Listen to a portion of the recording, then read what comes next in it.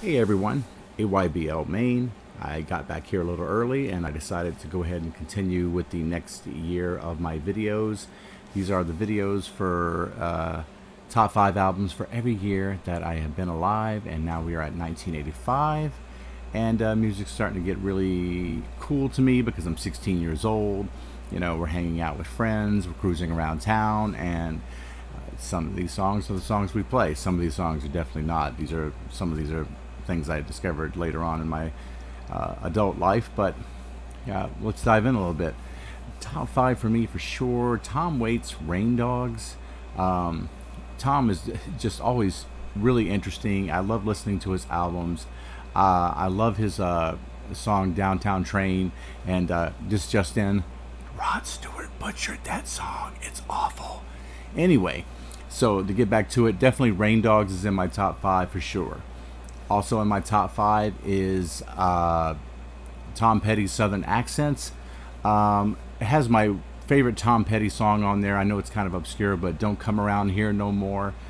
It was right in the middle of MTV and had the most interesting music video, in which it incorporated Tom and elements that were associated with Alice in Wonderland. I always thought that was really cool, and that song stuck out to me. And I really enjoyed the rest of the album, so it's definitely worth checking out if you haven't listened to it yet. Also in my top 5 is Tears for Fears, Songs from the Big Chair. This is probably as close to progressive pop as you're going to get that in that early 80s stage. It's got Head Over Heels, Everybody Wants to Rule the World, Shout.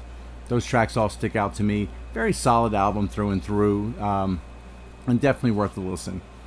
Also in my top 5 is the Pogues, Rum, Sodomy, and the Lash. And they get their album title from the quote from Winston Churchill, in which he says he knows what Navy tradition is all about for the British Empire. Rum, Sodomy, and the Lash. Definitely some good tracks to check out on there. Sally McLenane, Dirty Old Town, Pair of Brown Eyes. They have such a unique sound that you throw on a Pogue song, you immediately know that it's them. It's got that very good traditional Irish tint to it, and it's just fantastic. You really got to check out the Pogues catalog if you haven't done so already. Rounding out, and number 1 for me though, is John Mellencamp's Scarecrow.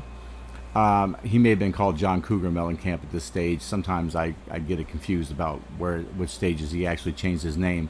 But yeah, definitely Small Towns on there, Lonely All Night. Blood on the Scarecrow, I think, is the lead-off track, which is tremendous.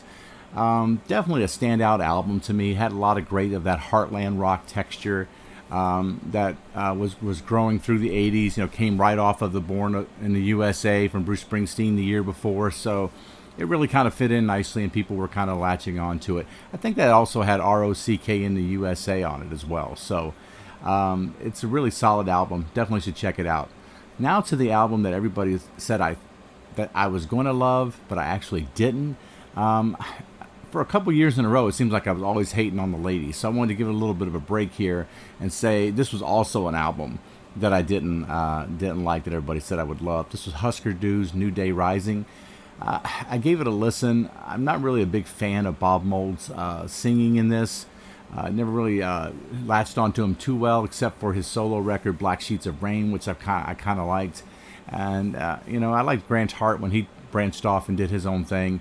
But for the most part, Husker Du's never really latched onto me very well. I think I've liked one song of theirs over the years, and that was Ice Cold Ice.